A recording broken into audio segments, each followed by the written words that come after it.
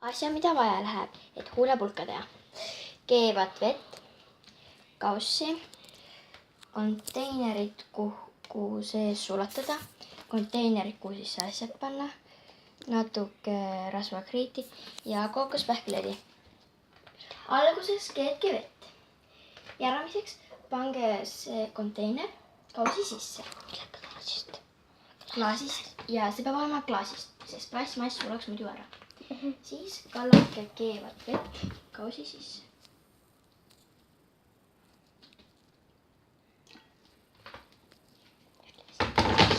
Ja järgmiseks võtke kookospähkliõli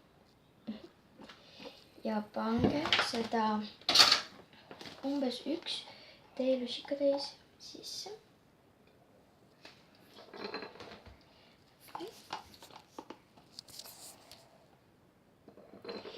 Ja laske selle sulada.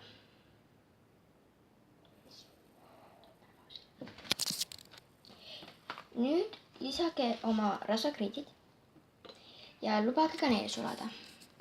Kui on sulanud, võtke see konteiner välja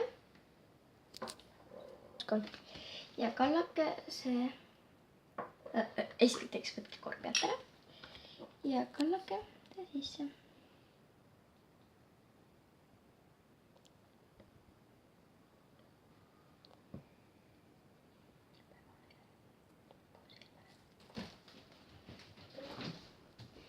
Ja nüüd pange video käima.